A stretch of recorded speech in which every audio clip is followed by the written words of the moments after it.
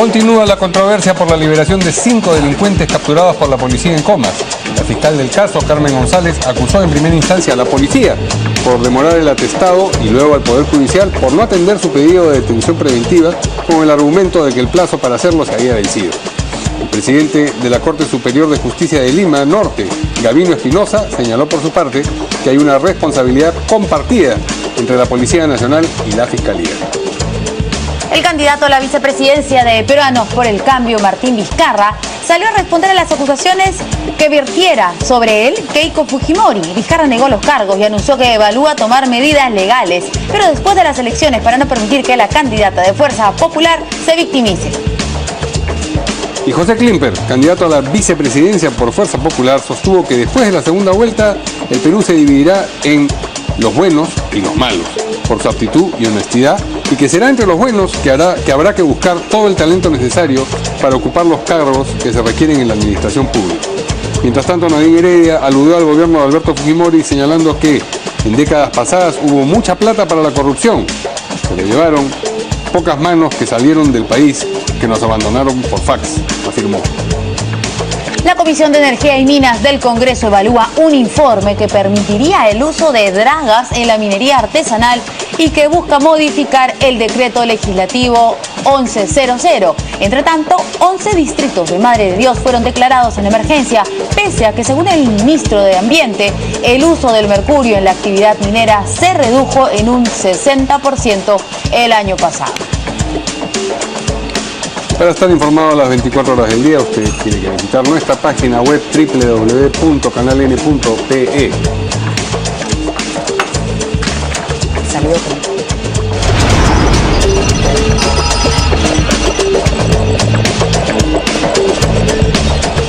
Amigos, ¿cómo están? Buenas noches, bienvenidos una vez más aquí a En Portada. Verónica. ¿Qué tal? ¿Cómo estás, Mario? Vamos a saludar a nuestros invitados. Tenemos aquí al doctor Alex Curi, ¿cómo está? Ex gobernador regional del Callao.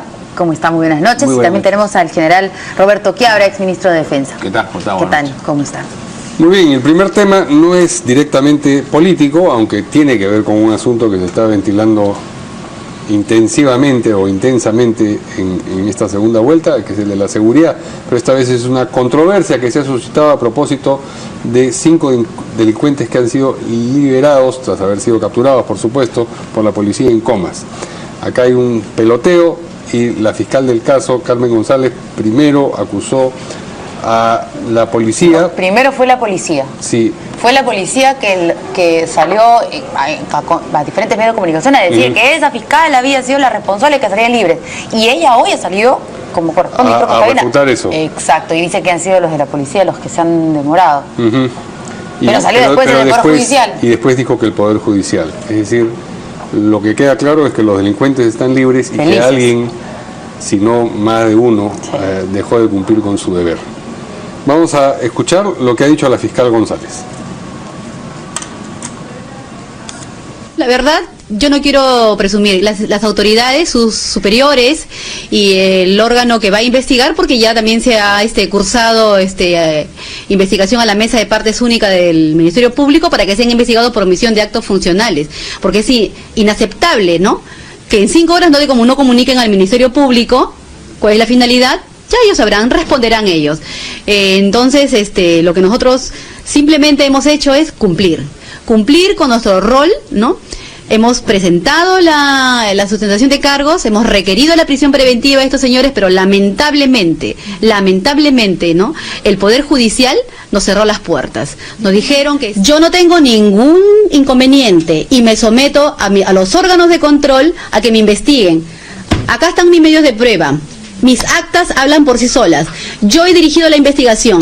No temo nada. En mis 13 años de trascendencia de fiscal, en el ejercicio de la función fiscal, no tengo quejas, no tengo sanciones. He pasado ratificación en forma impecable, que averigüe mi hoja de vida, que haga lo que considere el señor Ramírez, pero que hable con base y que hable la verdad. Porque el que miente, algo queda. Y la sociedad no se merece eso. Nosotros hemos cumplido. Usted quiere autocrítica. Lo que falta aquí es coordinación. Que haya una adecuada coordinación entre la policía y la fiscalía, que son quienes persiguen a los delincuentes, quienes son titulares de la acción penal pública y quienes tienen la carga de la prueba.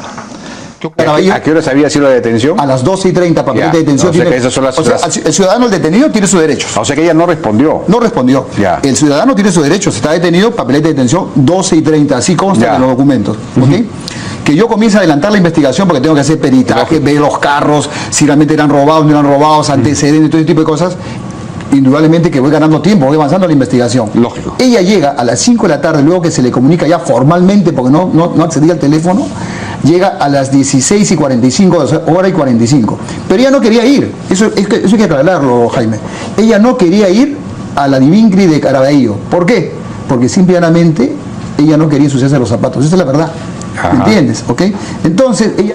Poder Judicial, Fiscalía y Policía echándose la pelota sobre un caso de esta naturaleza. Y faltó un detalle que a mí me sorprendió, que la fiscal estuvo en la mañana en primera edición, y mientras estaban ellos diciendo apúrese fiscal y que el atestado y todo esto, los abogados de los delincuentes estaban en la puerta, a la espera de que se olviden de una coma, de un papelito, del minuto, para presentar el papelito y tener estos sujetos afuera. Ahora están afuera, tienen orden de captura, ahora hay que agarrarlos. ¿Cómo hacemos? Qué indignante, la verdad. El doctor Alescuri seguramente tiene mucho que decir porque, digamos, el tema de la delincuencia en el Callao ha sido siempre un tema grande, y me imagino que usted ha visto o tal vez ha sido parte de estos problemas y los ha vivido entre la policía, la fiscalía, el Poder Judicial. Bueno, sin duda que lo que enfrentamos en el Perú en este momento, en la actual coyuntura, va más allá de un aspecto de una inadecuada coordinación entre tres autoridades. O sea, eso es Policía Nacional, que es parte del Poder Ejecutivo, el Ministerio Público, que es un organismo autónomo, y el Poder Judicial, que es uno de los tres poderes del Estado. Aquí hay una entidad que es la responsable de coordinar en el ámbito de toda la concepción del Estado peruano, en esa guerra asimétrica que involucra una lucha frontal contra el narcotráfico, el terrorismo, el sicariaje, que están todos interconectados, que tienen vasos comunicantes entre ellos. Y por tanto, en el caso del CONASEC, que es el Consejo Nacional de Seguridad Ciudadana, hay un responsable político, que no es el ministro del Interior, quien ha salido hace breves instantes en una reunión con el presidente del Poder Judicial y también con el fiscal de la Nación, sino que es el presidente del Consejo de Ministros.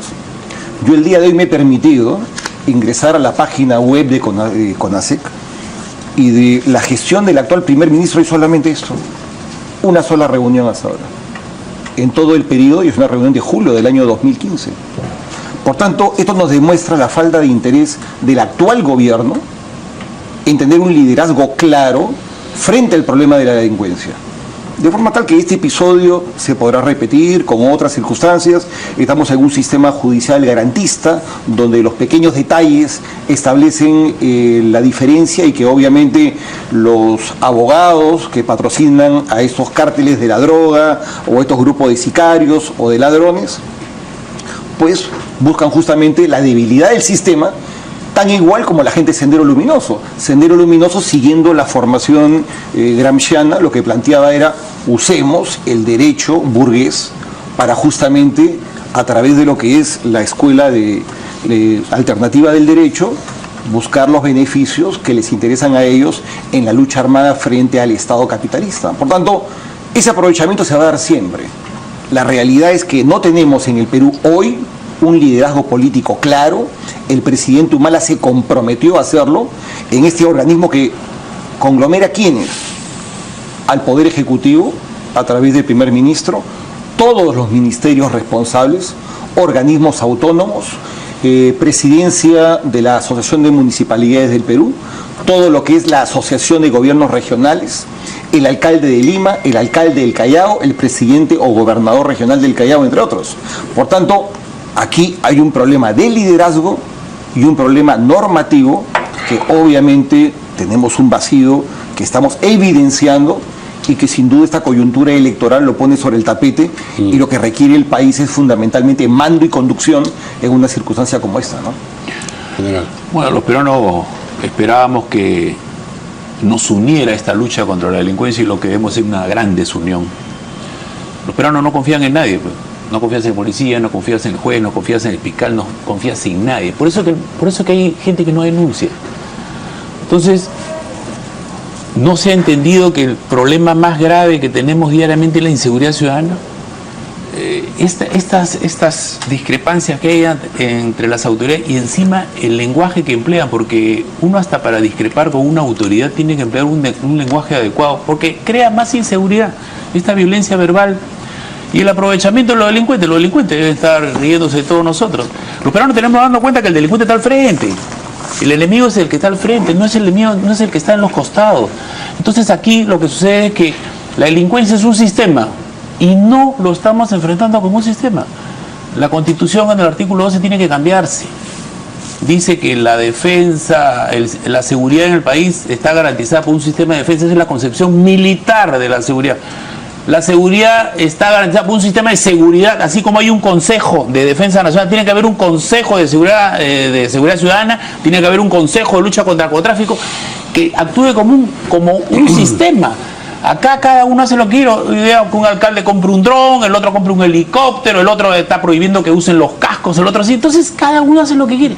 Así estamos enfrentando a la delincuencia. Qué gran oportunidad para el siguiente debate presidencial, que los dos, en la última gran oportunidad, nos digan el cómo. ¿Qué van a hacer asumiendo el 28? ¿Qué van a hacer el 29 de julio?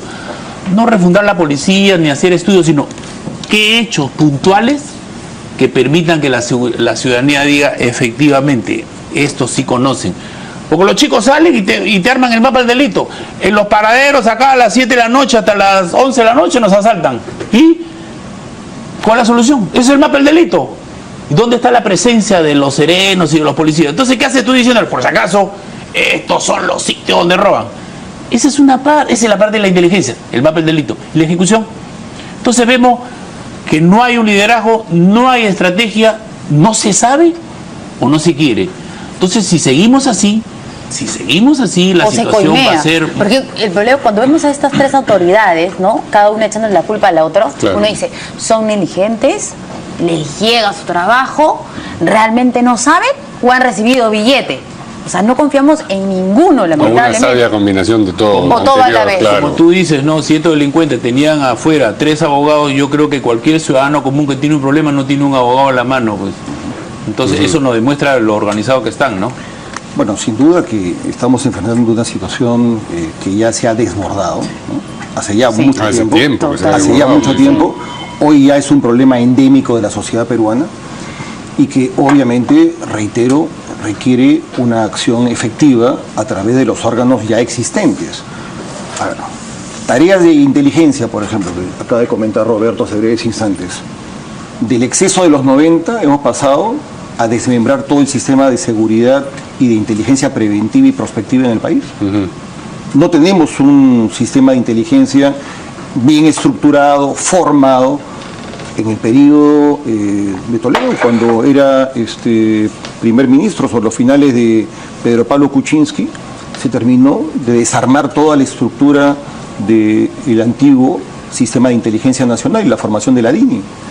A un analista de inteligencia no se le forma en una semana, en 15 días. Estos cuadros requieren 7, 8, 10 años de formación. El reclutar civiles capacitados para ver temas de algoritmos, de manejo de información clasificada, el tema de buscar a través de la inteligencia no solamente en lo que es seguridad ciudadana, sino seguridad desde la perspectiva integral, que involucra seguridad humanitaria, sanitaria, tema, por ejemplo, de frente interno, de frente externo, lucha contra el narcotráfico, contra el terrorismo, todas las labores de contrainteligencia, y por tanto lo que tenemos es una, digamos, falta de voluntad, digámoslo de esa manera.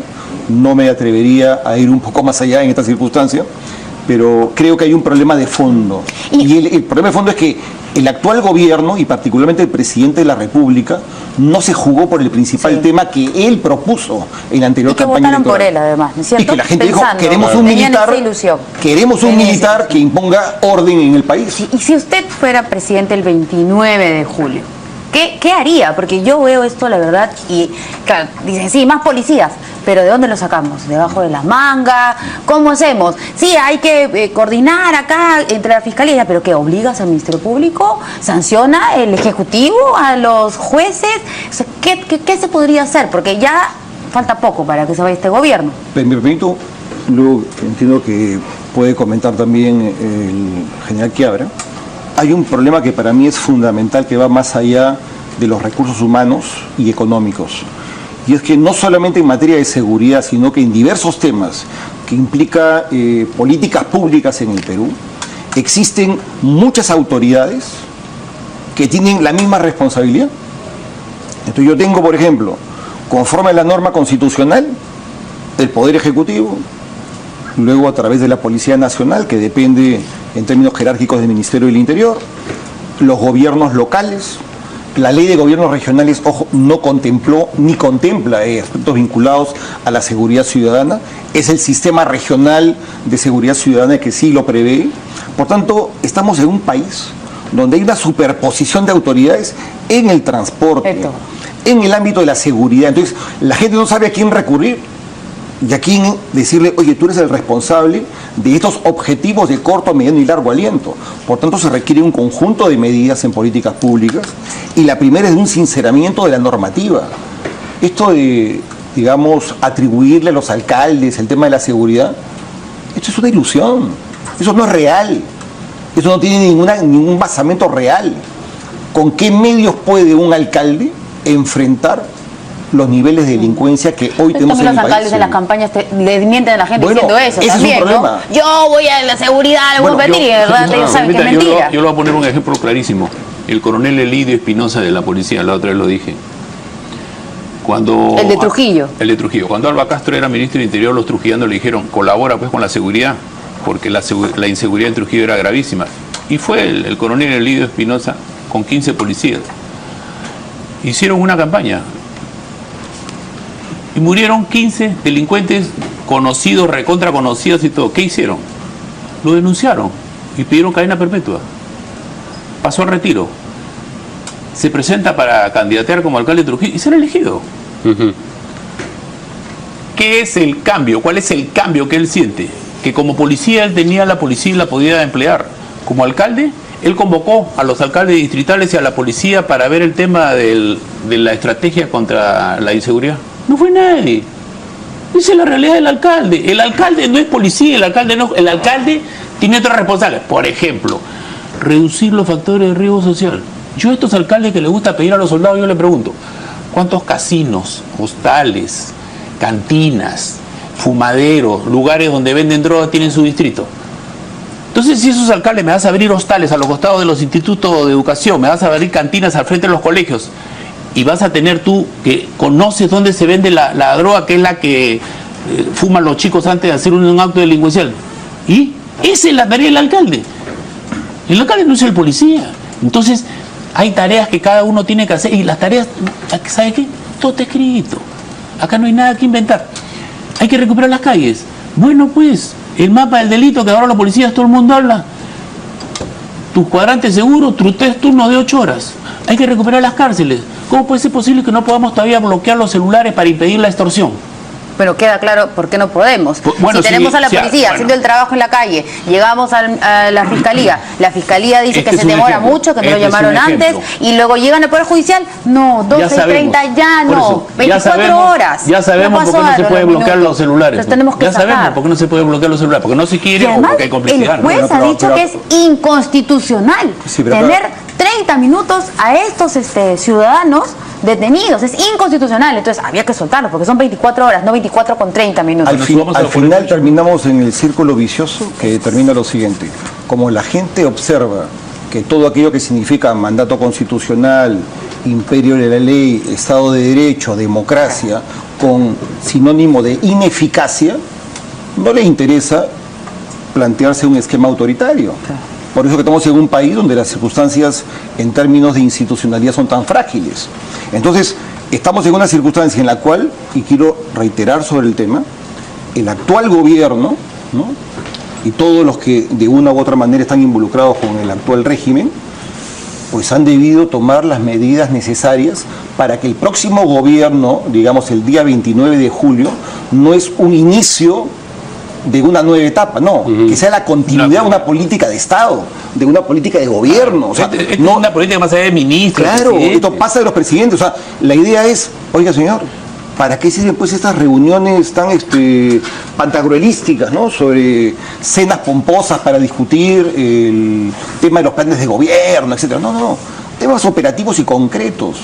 Porque lo que sería interesante es decir, oye, al igual, qué bueno el planteamiento de beca 18, y yo como presidente tengo el 29 que continuar con esta iniciativa, en política de seguridad tiene que ser exactamente igual.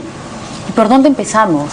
Bueno, hay que trabajar en una multiplicidad de aspectos, ¿no? ¿Por dónde empezamos? Porque por ahí Pedro Pablo Kuczynski ha hablado sobre reformar el Consejo Nacional de Magistratura, que es, ¿no es cierto?, de donde vienen aparentemente la designación de jueces que no están preparados, de jueces extremadamente legalistas, coimeros, una de las medidas, ¿no? No sé si sea lo más importante. Permanentes y simultáneas. Sí. Esto no es uno reemplaza a la otra, uno primero que la otra. Hay una serie de cuestiones que hay que hacer, pero eso no te soluciona. La gente lo que quiere son medidas inmediatas y concretas. Y hay medidas, lo que le llaman la agenda corta. Hay medidas de corto y mediano plazo, pero hay medidas de aplicación inmediata que no requieren presupuesto. Requieren un poquito de estrategia, un poquito de liderazgo. Este es liderazgo y estrategia y se pone en ejecución. Y lo vas variando conforme va cambiando la situación. Pareciera como que estamos disparando al aire, ¿no? Pareciera como locos, disparando, sí. ¿Pareciera? Tienes razón. Por ejemplo, tenemos el tema de la flagrancia, ¿no? Sí, claro. Que hemos metido un montón de gente, ¿no?, que por agredir a un policía, ¿no?, a la cárcel, ¿no?, detención preventiva. Estos sujetos que han sido detenidos con armas que no tenían licencia, ¿no es cierto?, que estaban, y los agarraron justo en ese momento, ¿no cabía aquí también sancionarlos en el marco de la flagrancia? ¿Por qué tengo que esperar que 24 digamos que no va al caso, pero digamos, si los peruanos sabemos que somos tan informales y tan lentos, ¿por qué en medio de 24 no ponemos 48 horas? Ya pues si 24 horas te quedan cortas porque la policía se demora 5 horas y el otro dice que 5 minutos es mucho, que te has pasado, en medio de 24 horas pon 48, pues. Es que ese es un cambio. ¿Ese cambio necesita mucho estudio? No, si nosotros, mira, tenemos, porque no es la primera vez, la otra vez a Jota, yo lo soltó un provisional que después de que lo suelta, el enemigo de Gerald Oropesa, a la semana siguiente pide su retiro del Poder Judicial. Entonces, tenemos que tomar medidas que son inmediatas, y esto no es todo está escrito. Lo que falta es liderazgo. Y eso se coordina en un ente que ya existe. Claro. Como te digo, o sea, en todo un año hay esto. Esto es lo único que ha hecho el Consejo de CONASEC. Y tuitear. Ah, bueno, pues. Señor Castellano. No, retuitea y hace tweets adicionalmente, ¿no? O sea, usted también es bien activo ahora. Ah, pero esa es mi responsabilidad, ¿no? Yo soy político. Ya, pero me he dinamizado. A mí me sorprende, la verdad, porque usted cuando ha sido autoridad, digamos, siempre tenía, ¿no?, a pesar de que recibía incluso críticas, todo eso, pero en el Twitter...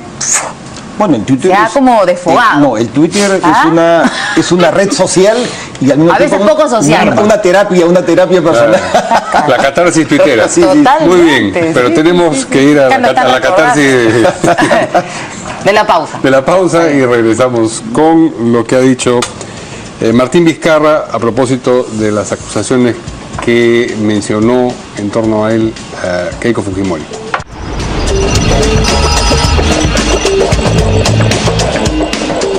Muy bien. Habría sido el día de los vices, ¿no? Por favor. Han hablado los dos vicepresidentes. Uno así contigo en la mañana, del que vamos a hablar después, y primero vamos con el que hablaba hace relativamente poco durante la tarde, el señor Vizcarra.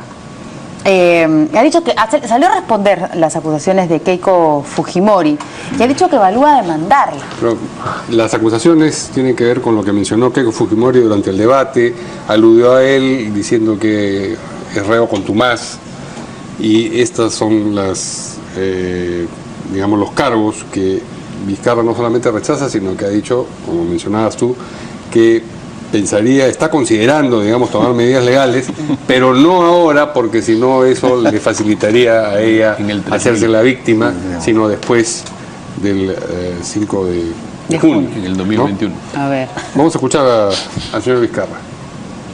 Estamos evaluando con los asesores legales, pero cualquier decisión que tomemos, porque esto es una clara difamación, son falsedades las que ha afirmado como hechos verídicos, pero no queremos que a 12 días de un proceso electoral tan importante para los peruanos generar ningún acto que pueda dar lugar a una victimización. Cualquier medida la tomaremos, obviamente, una vez que pasen las elecciones del 5 de junio. Es que no vamos a permitir que regresen las costumbres del pasado, de tratar de destruir honras, No queremos que pase lo que en el tiempo del gobierno del señor Alberto Fujimori, con esa estrategia montesinista, traten de destruir honras como la hicieron o pretendieron hacer con Alberto Andrade, destacado alcalde de Lima, o con Gustavo Mome, o con Valentín Paniagua. Esperemos de que no regrese esa costumbre. Esas costumbres nosotros. Ahora, da la impresión de que han amanecido 2 días después a que les fue mal en el debate en Peruanos por el Cambio y comienzan a reaccionar de esta manera. Hay un efecto retardado, parece. Un efecto retardado, y porque esas cosas había que responderlas in situ en ese momento, ¿no? Tendría que haberlas respondido. Claro, lo que pasa es que, por lo menos la impresión que yo tengo del debate, es que Pedro Pablo Kuczynski fue a una reunión de empresarios a exponer su plan de gobierno, o sea, no fue un debate. Alcalde fue. Sí, fue alcalde y él creía que iban a hacerle preguntas, no sé, sus amigos empresarios o lobistas, a efecto de un poco intercambiar posiciones o puntos de vista. Pero esta es una campaña electoral. Y he leído en las redes y en diferentes medios, oye, faltó precisión técnica. Eso no es un debate técnico, es un debate de líderes. O sea, uno... Pero los puntos a los que se los convocó tenían, digamos... Bueno, pero es que más allá del dimensión técnica, ¿no? Más allá del sustrato o soporte técnico de cada temática, lo que tú requieres es evaluar, no solamente por proxemia, no solamente por lenguaje no verbal, sino básicamente la actitud y la firmeza de un candidato. El país no requiere gente que le esté temblando la mano para tomar decisiones, sino con decisión y con fuerza para un liderazgo claro en los próximos años que requiere el país en temas de seguridad ciudadana, política económica, mejoramiento de las condiciones de salubridad, educación, etcétera. Pero tampoco es vamos a demostrar presencia de ánimo a propósito de descentralización o cualquier otro tema. Sí, no es un forcejeo de características de esa naturaleza. Lo que más me parece interesante es lo siguiente, ¿no? O sea, y yo quisiera ser un poco preciso sobre el particular. Creo que tiene todo el derecho el señor Vizcarra de presentar las acciones legales que estime conveniente. Yo no soy abogado de Keiko Fujimori, ni mucho menos. Desde ya, por la experiencia que tengo sobre el particular en campañas electorales, estimo que tendrá poco éxito, digamos, en términos judiciales. Más aún, esto nos podría llevar a un debate si todavía debe ser la difamación agravada un delito o debería considerarse solamente el tema patrimonial, ¿no? Ahí se podría iniciar un otro debate con la prensa, etcétera, ¿no? Pero en términos de la difamación agravada. Pero lo que yo quiero decir es lo siguiente: la cantidad de estiércol que lanza los adláteres y satélites vinculados a la candidatura del señor Pedro Pablo Kuczynski por los medios de información y también de las redes sociales es una cloaca absoluta. ¿Por ejemplo? Evidentemente, si uno revisa la cantidad de memes y de troles y de personas que a través de las redes, especialmente que provienen de la izquierda y que han sido serviles a este gobierno y que ahora en una disyuntiva de elegir supuestamente cualquier opción menos la fujimorista, se suben al carro del imperialismo del señor PPK, se ponen como tontos útiles en una acción de confrontación y de una vergonzosa actitud de afrente y de mentira contra una serie de candidatos y de personas. Y se vive cotidianamente, y en el caso suyo, que tiene una presencia frecuente en las redes sociales, lo puede observar y ver permanentemente. Entonces, pero puede denunciar, ¿no? Entonces, rasgarse las vestiduras porque dijo tal cosa o la otra, yo creo que eso tenía que haberlo previsto el entorno de PPK y tener él la documentación en la mano, porque sobre el tema de la supuesta condición de reo contumaz del señor Vizcarra, del 2013, se venía hablando hace mucho tiempo y en las redes sociales, y por tanto, si uno va preparado a un debate, lleva obviamente el documento pertinente y le enrostra a la candidata, pero no puede tener un efecto retardado, ¿no? Sí, hubo después de 48 horas, ¿no? Elementos de esa naturaleza. Cuando le mencionan lo que dijo Guido Lombardi, que no es como lo mencionan, sino que él, a propósito de la pregunta del periodista, recuerda el resorte constitucional que permite ante digamos, la negación de confianza a 2 gabinetes consecutivos, volver a llamar a elecciones para el Congreso. Eso fue todo lo que dijo, pero cuando se lo plantean a Kuczynski evidentemente no estaba enterado del asunto, ¿no? Y dice, ¿quién es para sacarlo? ¿no? Es un poco el y mismo. La respuesta de Keiko fue peor. Sí. Tranquilo, no sí, se el señor preocupe, Guido Lombardi es una buena persona. No lo vote. Sí. Sí. Fue peor. Entonces ahí se nota claramente ese detalle, que no estaba preparado para todos los escenarios que verosímilmente podían aparecer, ¿no? Sí.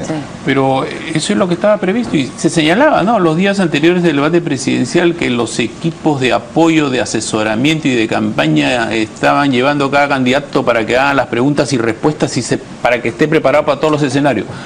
Yo creo que a ese equipo que ha llevado de repente ha fracasado, ¿no? Acá habían 2 temas, la seguridad y la economía. Se supone que la seguridad lo tenía Keiko y la economía lo tenía él, pero surgió un tercer tema que fue el cambio. Y el cambio primero estuvo en Guzmán y en Acuña, y cuando salieron los dos, el cambio lo ha puesto Keiko. Si se ve en cada uno de los puntos del debate, el primer tema que tocaba era atacar al gobierno, descalificar al gobierno.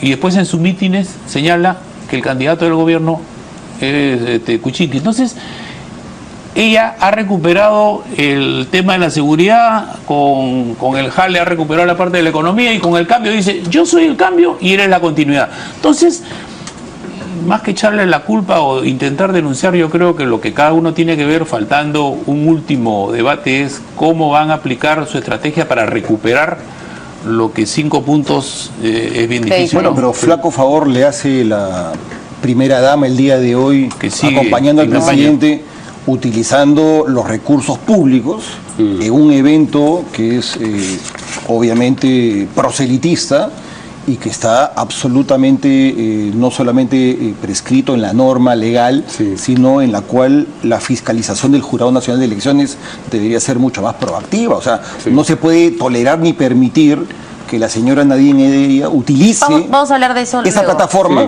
para poder determinar un, digamos, puyazo o un directo golpe hacia uno de los candidatos. Sí. Ahora, también, yo no sé hasta dónde va, digamos, esta posible denuncia que va a entablar el señor Vizcarra, porque después del 5 de junio solo hay 2 alternativas: que Keiko Fujimori sea presidenta o que Pedro Pablo Kuczynski sea presidenta. Si Pedro Pablo Kuczynski es presidente, el señor Vizcarra, como vicepresidente, va a denunciar a Keiko Fujimori, que tiene 73 congresistas en el Parlamento, por donde van a pasar todas las cosas que ellos van a querer impulsar como ejecutivo. Si Keiko es presidenta, el señor Vizcarra el 6 de junio la va a denunciar por difamación, no tiene ningún sentido, ¿no es cierto? O sea, es por gusto decir eso, no sé qué pretendía. O sea, que veo al señor ingeniero Chiputa al costado, claro, él sí es un político que tiene más experiencia, tal vez han creído que es una buena idea, pero la verdad es que no. Han dicho que lo están evaluando, no que lo van a hacer. Mentira, claro, pues, de acuerdo. es un absurdo total. Es un intento de darle, digamos, gravedad a la declaración, nada más. Y aparte es un poco como, es en alguna medida corregirle la plana al flojo desempeño de Pedro Pablo Kuczynski en el día del debate, ¿no? O sea, con efecto retardado de 48 horas posteriores, dice, muy bien, si el candidato presidencial no supo salir frente a este puyazo que lanza la candidata del fujimorismo, pues ahora salgo yo para supuestamente decir que estoy evaluando una posible demanda por difamación agravada, pero obviamente no tiene ninguna trascendencia, ninguna importancia y no tiene ningún efecto positivo. Él debió tener la respuesta. El día domingo, sin duda. Y deberían realmente explicar. No solamente decir, es mentira. Es mentira porque efectivamente acá está el documento, fue error contumaz porque no llegué a la tercera citación y normalmente es así y ahora, bueno, ya esto fue y sucede cada rato. Lo de Puno, bueno, es que está en el límite justo de Puno, como que estábamos haciendo unas obras y entonces, como hay conflicto de límite, me denunciaron por eso, pero no ha llegado en el Poder Judicial. No pueden responder eso es lo más importante para que sus electores digan, es verdad, es mentira. Curso de media training para la próxima campaña. O que vaya al debate de Verónica. Que vea en portada, mejor.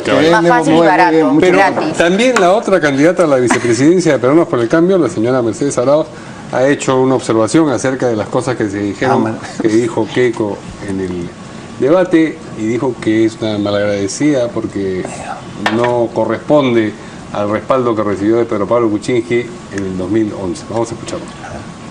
Hablando de los actos de malagradecimiento de la señora, ¿no? O sea, para empezar, una falta de respeto y malagradecida.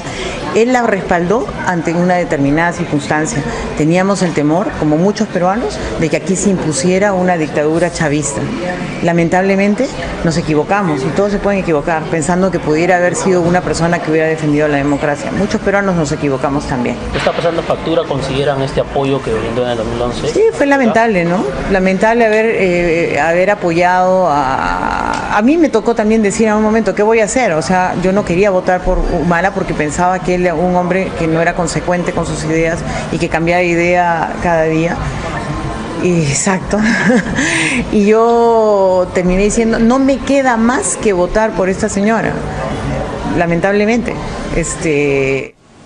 Ahora, hay que decir que así como señala la gente de Fujimorismo la ironía de que 5 años atrás quien ahora los critica hubiese endosado la candidatura de Keiko, también la gente de la candidatura del Fujimorismo estuvo satisfecha con que les endosara la candidatura el señor al que ahora acusan de haber vendido el gas y de haber entregado los dólares. O sea, digamos, esa era una buena respuesta de Pedro Pablo Kuczynski ese día, ¿no es cierto? Podría haber sido, en efecto. ¿Cómo no? Pero si ni siquiera llevó los papeles, no crea que se va a acordar de eso. Claro. Así es.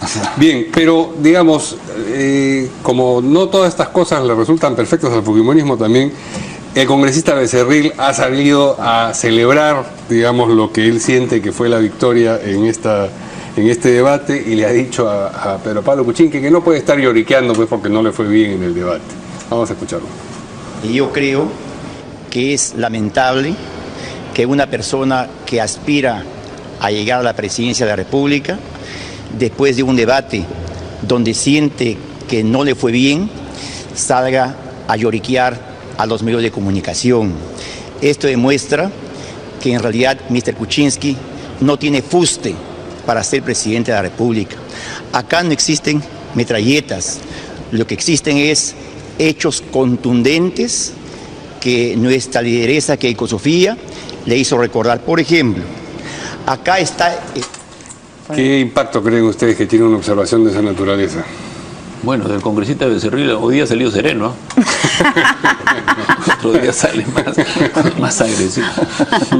Él cumple su función pues, de traducir. ¿Usted cree que le encomiendan salir a decir esas cosas? No, yo creo que es un espontáneo que se lanza al ruedo con, digamos, entusiasmo. Es un espontáneo que hoy día lo he visto bien sereno porque no se ha agitado. Entonces, un saludo al congresista Becerril por este comentario.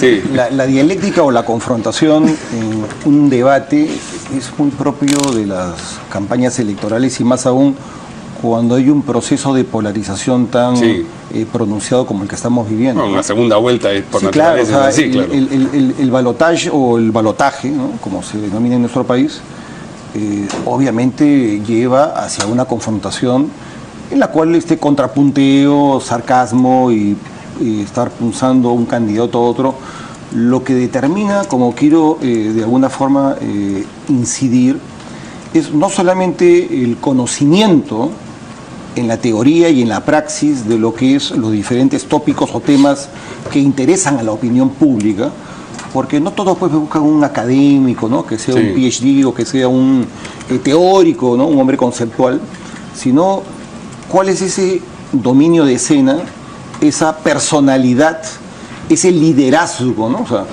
si traeríamos a la fecha lo que decía Max Weber con referencia al carisma, ¿no?, o al liderazgo, pues obviamente eso es lo que se vislumbra a través de las pantallas de televisión en un debate presidencial. Y las personas que luego critican, oye, esto fue un contrapunteo y fue una situación, dirían justamente lo contrario si fuera tan aburrido como estar 2 horas hablando meramente de temas teóricos. Aquí hay cosas mucho más importantes. La otra vez, por ejemplo, estaba yo observando en YouTube un debate entre Reagan con Mondale, extraordinario, y se lo envié con copia a Pedro Pablo Kuczynski, o sea, a través del Twitter. Dije, ¿por qué no usas esto que te puede servir de utilidad? En la cual a Reagan le dicen, oiga usted, que va a la reelección como presidente de los Estados Unidos y es un hombre de una edad pues bastante avanzada. Pongámonos en la hipótesis como sucedió en la crisis de los misiles. cuando el presidente Kennedy estuvo 3 días sin dormir. ¿Usted puede, en estas condiciones de salud, enfrentar una circunstancia similar? Y este hombre, que tenía pues una formación y un equipo real detrás suyo, sale con una respuesta fantástica, ¿no? Dice, oiga, yo no le voy a permitir que usen el tema de la edad como parte de la campaña electoral, porque no quiero hacer ni por mí mismo ni por usted incidencia de la escasa experiencia de mi contrincante, que es el señor Mondel, que se encuentra aquí presente. Ahí se quebró la candidatura de Mondel y se dio la ratificación del triunfo del candidato usando una llave de judo y la fuerza justamente del ataque. Claro. Entonces, esta es una situación que se da en todos los debates y que implica una capacidad de reacción. Si tenemos hoy a un candidato presidencial que durante el debate ni siquiera se acuerda de lo que está sucediendo en el país y requiere 2 días de reflexión para poder dar una respuesta a cada tema, imaginémonos lo que va a pasar pues en el día a día de un país tan convulsionado y tan complejo como es el Perú, ¿no? Pero ¿qué impresión tiene de lo que dice Becerril? Bueno, Becerril no me genera... En lo que a mí va a estar en el Congreso, ¿eh? ¿Cómo? Va a estar en el Congreso también. La verdad que no lo sigo con, digamos... Con asiduidad. Sí, yo veo muy poco los temas parlamentarios. Sí, pero en todo caso es su opinión y es muy respetable. Lo cierto es, o lo fundamental aquí, es la escasa reacción o la, digamos, apatía que evidencia en segunda vuelta no solamente el candidato de Peruanos por el Cambio, sino el conjunto de miembros de su agrupación política, ¿no? Vamos a una pausa y regresamos con lo que dijo el vicepresidente de la otra candidatura, el señor Klimper, a propósito de lo que va a pasar a partir del 6 de junio.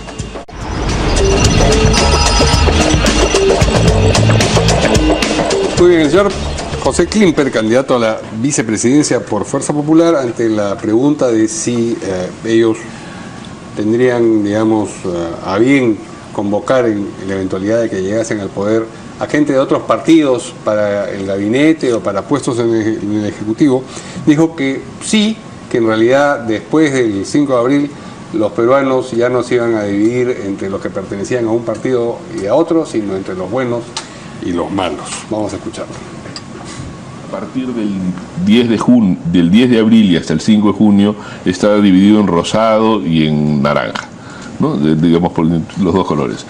El 6 de junio el país ya no se divide así en bloques así, sino que se divide en malos y buenos. Se divide en lo que Alfonso Barrantes llamaba gente con aptitud y con honestidad. Y nosotros, creo, quien gane el gobierno, lo mismo para Pedro Pablo, nosotros tenemos que buscar entre los buenos todo el talento necesario. Entonces, creo que el 5 en la noche tenemos que cambiar a buenos y malos, y ahí también esperamos... Y esa reflexión vale también para el caso de que gane... Lo acabo de decir, lo acabo de decir, he dicho, gane quien gane. Sí. Tenemos que avanzar hacia un modo así, y también tiene... Y no se entiende entonces por qué no está dividido entre buenos y malos antes de las elecciones, porque si ese es el criterio medular... Los criterios, entonces, ¿no son válidos los criterios por los cuales la gente se divide en partidos antes de las elecciones? Después del 5 de junio no van a aparecer nuevos buenos y nuevos malos, quien gane, ¿no? Ahora, sí, los dos van a necesitar tener un gabinete amplio, Kuczynski en mayor medida, y los otros para demostrar lo que le están exigiendo, transparencia, y que no va a haber una autoridad que tenga juntamente el Ejecutivo con el Legislativo. Entonces, ahí se verán quiénes son los buenos y quiénes son los malos. Ellos determinarán, en forma de lo que ha dicho, ¿no? Actitudes. Pero, sí, ¿no? El criterio ideológico no es importante a la hora de conformar un gobierno. Es decir, ¿se imaginan ustedes, por ejemplo, un gobierno de Pedro Pablo Kuczynski con un ministro de Economía sacado del Frente Amplio? Depende de la... Que puede ser honesto, que puede ser una buena persona y todo lo demás, pero tiene una idea completamente distinta de qué cosa es lo que hay que hacer depende de la economía, ¿no? Depende de las políticas de Estado que determinen en cada sector, ¿no? Bueno, eso también implicaría de que siempre los opositores al gobierno son los malos, ¿no? O sea, bajo esa misma lógica o punto de vista. Yo creo que funciona de manera distinta, ¿no? O sea, el hecho real es que se requieren, ¿cuántos? 11.000 personas o profesionales en el país para ocupar los diferentes cargos en la administración pública. Se requieren directores y también presidente del directorio de empresas del Estado. Se requiere, obviamente, el impulso en el tema de concesiones, en lo que significa la el impulso a la nueva reforma del Estado. O sea, queremos un Estado más pequeño y más eficiente y mucho más eficaz. Entonces, dentro de esa lógica, hay gente capaz, buena y mala, más allá de su ideología o condición económica o la fe que pueda profesar. Yo creo que hay gente muy valiosa en la izquierda, o gente muy consecuente, pero yo no puedo tener a una persona que sea marxista-leninista o a un trotskista o a una persona X, por ejemplo, como canciller de la República, porque su visión del rol que debe tener el Perú en un proceso de integración, no solo a nivel continental, sino en términos de las relaciones internacionales, pondría al actual gobierno de turno en una situación muy incómoda. O sea, hay que tomar posiciones sobre diferentes temas. La economía, es decir, para eso se ha ido a las elecciones. Si hay gente que dice que lo que tendría que ocurrir con la economía es X y otros que dicen que lo que tendría que ocurrir con la economía es A, pues no vas a llevar a alguien del equipo X para que haga A, ¿no? O mantener el modelo o ir una reforma gradual o radical del mismo. Pero estos grandes cambios en cantidades no deberían de darse porque demostraría de que el Perú no tiene política de Estado con una continuidad. Porque si hubiera la carrera en cada uno de los ministerios no tendríamos que estar, porque sabemos nosotros hasta cuando se cambian los ministros, cero y no va nada y cambian a toda la gente y comenzamos no en cero. Entonces yo considero que todos los ministerios deberían tener una especie de Estado Mayor, una secretaría permanente que le dé continuidad a las políticas. Porque aquí no podemos estar descubriendo el Perú cada 5 años, ¿no? Lo que pasa es que cada 5 años bailamos al ritmo que nos toca y sale todo un grupo que ya trabajó 5 años y en vez de ver esa experiencia lo sacamos porque no me agrada o porque voy a meter a mi gente. Yo creo que eso es lo que le hace daño al país. Eso es lo que no permite que el país pueda tener unas políticas de Estado. Aquí todo el mundo inventa. O le cambia de nombre, pero desde el momento que cambias a la gente, ¿sabes qué? Ya no se entendió lo que quiso ese señor Klimper, de verdad. Ahora, no se entendió. Mira, por lo menos, o sea, no se entendió. Lo que me parece que quiso decir es que no le van a hacer, digamos, no van a marginar a nadie en razón de su pertenencia a uno u otro partido, en la medida, que es lo que habría tenido que agregar, en que no tenga ideas que se contrapongan a lo que quieren hacer desde el gobierno. Pero no es solamente es posible que ha querido decir eso, ¿no es cierto? Sí, pues mejor es decir las cosas clarísimas. Bueno, hay gente de todos los sectores que son muy valiosos. Hablemos de un ejemplo práctico, el señor Cuba, ¿no? Que estuvo en una primera, digamos, etapa del periodo electoral apoyando a un candidato que salió de la lista electoral en la primera vuelta y que Elmer Cuba se suma luego a la candidatura de Keiko Fujimori. Y también hay gente muy valiosa que se ha sumado también apoyando la candidatura de Pedro Pablo Kuczynski. Yo creo que hay gente de muchas cualidades personales y profesionales en todos los sectores, ¿no? Que pueden sumar. Y hay gente de izquierda que también puede sumar, por ejemplo, en programas sociales. Claro, hay áreas en las que eso no supone un conflicto, hay áreas en las que sí, claro. Obviamente hay que saber perfectamente cómo graduar y buscar un punto de equilibrio y entender de que cuando uno ya es gobierno, gobierna para todos. Cuando es candidato, formula sus puntos de vista y también posiciones de determinada perspectiva. Pero hay temas puntuales que requieren consensos y que obviamente hay personas cualificadas. Yo te diría, mira, por ejemplo, 3 casos particulares, ¿no? Uno que no tiene nada que ver con el gobierno, pero en el caso del BCR, me parece que el presidente del BCR es una persona muy solvente. Velarde es una persona que procede, que viene del Partido Popular Cristiano y que ha demostrado un reconocimiento y unas condiciones profesionales muy transparentes y con una gran valía. Hay ministros actuales de este gobierno que me parece que destacan por su seriedad y profesionalismo. No soy nadie para decir si tienen que continuar o no, pero por lo menos las políticas en el ámbito de la salud pública y en el tema relacionado con la educación se pueden tomar algunos elementos que son importantes para seguir impulsándolos. Entonces, la gente no es buena o mala porque sea chavista o que sea, digamos, republicana o demócrata o de PPK o de Keiko. O sea, la gente vale por sus condiciones, por su intención y su formación profesional y sus pergaminos, ¿no? Y hablando de buenos y malos, el señor Klimper también habló y explicó, creo, un poco sobre la Secretaría de Fuerza Popular, ¿no es cierto? Ha asumido la Secretaría General ante el paso al costado del señor Ramírez. Sí. Vamos a escucharlo y luego aquí comentamos. Y también, por supuesto, lo que dijo Nadine Heredia sobre el Fujimori. Yo, en mi calidad de subsecretario general nacional, he asumido la Secretaría Nacional Hoy día en la mañana me llamó un amigo a decirme por qué interinamente, porque tenemos estatutos y los estatutos dicen eso. Tiene que haber un comité ejecutivo nacional que, digamos, que me dé el investimento real. Mientras tanto, yo formalmente y para cumplir los estatutos, que es una forma de cumplir la ley, tengo que decir ad interim. Ese no es un error haber seguido con el señor Ramírez, ¿no? O sea, Bueno, tenerlo ahí no fue por lo menos negligente por parte de Keiko Fujimori, que la piensa tanto, que es tan chancona, que hace su tarea todos los días. El tener tan cerca a una persona que por lo menos tiene cuestionamientos.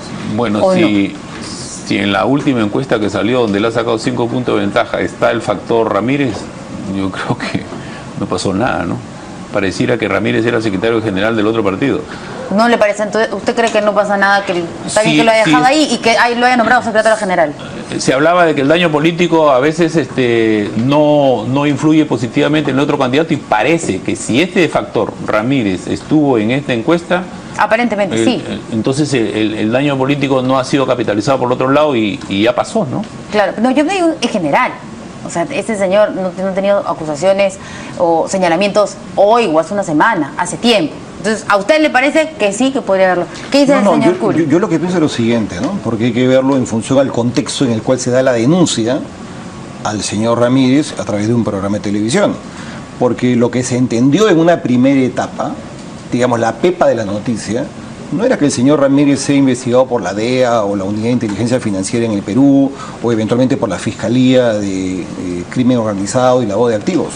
Sino lo que decía que le había dicho. Que él había manifestado los 15 millones. Que tenía 15 millones de dólares que iba a lavar a través de este colaborador de la DEA, y que ese dinero provenía de la campaña anterior que se le había dado a Keiko Fujimori. Entonces, cuando eso ya se desvirtúa, ya lo demás pasa a un segundo plano.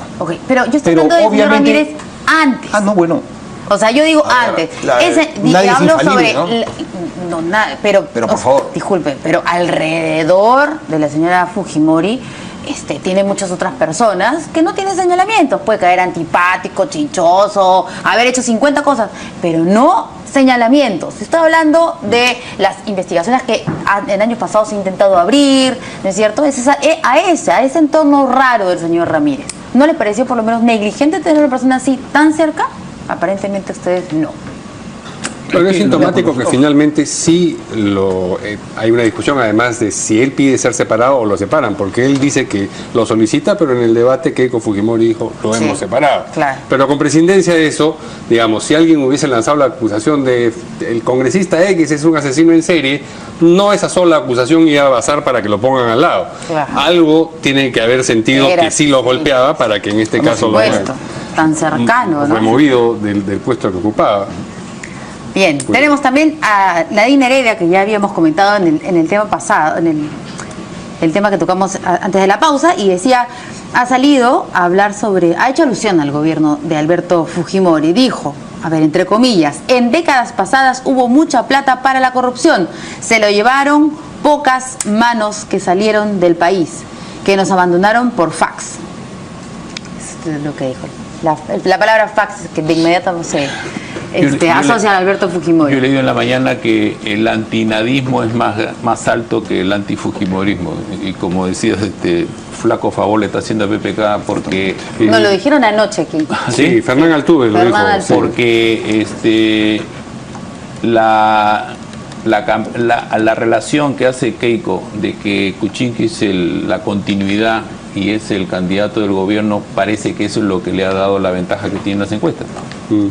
Bueno, por lo menos no lo he visto en ningún caso a Pedro Pablo Kuczynski condenar la participación de la primera dama en la campaña electoral, cosa que debería ser planteado desde un principio, porque como bien se señala, no solamente le resta en vista del proceso de desgaste del actual régimen, sino que resulta inaceptable que la señora Nadine Heredia, que debe dar cuenta de las agendas y del uso del dinero que venía de Venezuela y una serie de tropelías más que serán investigadas oportunamente, salga utilizando los recursos del Estado, desplazando una vez más y poniendo en la sombra el liderazgo del presidente de la República para ella conducir un mensaje político en pleno proceso electoral.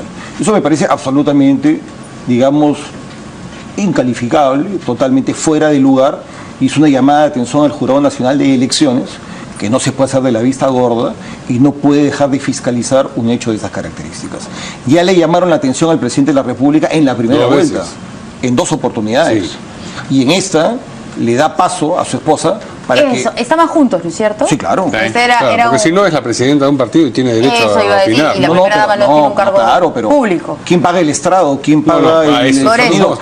Por eso dije, es un evento... El momento para los televidentes, porque solamente le hemos visto a ella, pero era en una actividad donde estaba el presidente de la República. Pero sin duda, era un evento de carácter oficial. Sí, bueno, flaco favor le hace el señor Pedro Pablo Kuczynski, si seguimos con esto que nos dijo el señor Altuve del nadinismo y del antifujimorismo, ¿no? Parece que el otro está alto también, ¿no? Entonces, le ha faltado ahí precisión de repente a Pedro Pablo Kuczynski, cada vez que le han preguntado, y muchas veces se le preguntó desde la primera vuelta, sobre cómo va a ser. Entonces, no, nosotros no vamos a... Porque ella se presenta como la candidata del cambio y dice que él es el del continuismo, y la gente que está pidiendo un cambio ya se lo ganó, ¿no? Mencionaremos el último tema. Cómo no, y muy importante, porque la Comisión de Energía y Minas del Congreso evalúa un informe que permitiría el uso de dragas, esto en la minería artesanal, y que busca modificar este ya bastante mencionado decreto legislativo 1100. Y justo en este contexto que se ha declarado en estado de emergencia 11 distritos de Madre de Dios, a pesar de que se dice que las cifras son positivas y que se ha reducido el mercurio hasta en un 60% en comparación del año pasado. O sea, que el plan del gobierno para formalizar a los ilegales, a los informales, aparentemente estaría funcionando según lo que dice el Ejecutivo. Bueno, este es el típico ejemplo de cómo el Estado no domina todo el territorio y hay que revisar la regionalización, porque sale el gobernador regional a decir de que es un exceso declarar en estado de emergencia. O sea, para él todas estas fotos y todos estos videos que vemos de Madre de Dios no son nada, y que no tienen contaminación ni de personas, ni de los ríos, ni de los peces. Si es así, yo creo que serio problema va a tener el gobierno entrante en este tema de la formalización, del control de los insumos, porque no quiere que se controle el combustible. Lo que ha bajado es la importación de mercurio. Dice que ya no importa porque el 100% lo importaban de México. Y las dragas, solamente hay una empresa que vende dragas. Yo ya le hubiera agarrado el pescuezo a esa empresa. Y al final mezclan en la minería artesanal al informal con el ilegal, que son completamente distintos. Y no solamente quieren una modificatoria del 1100, sino del 1105, que es el marco legal que tiene el Estado y que me parece bien para accionar contra aquellos mineros ilegales que realizan actividad extractiva en zonas prohibidas. Y lo grave es de que se van a destruir las dragas, pero se hacen de la vista gorda de la trata de personas. O esas chiquitas llegan solas. Todo el mundo sabe el circuito cómo las traen, pero han capturado a alguien, no capturan a nadie. Entonces yo creo que ese es el mayor crimen después del narcotráfico, que es la trata de personas, y no lo estamos viendo en su real dimensión tampoco. Muy bien. Gracias, caballeros. Gracias. Un placer. Muchas gracias por participar en el programa esta noche, y nosotros regresamos mañana.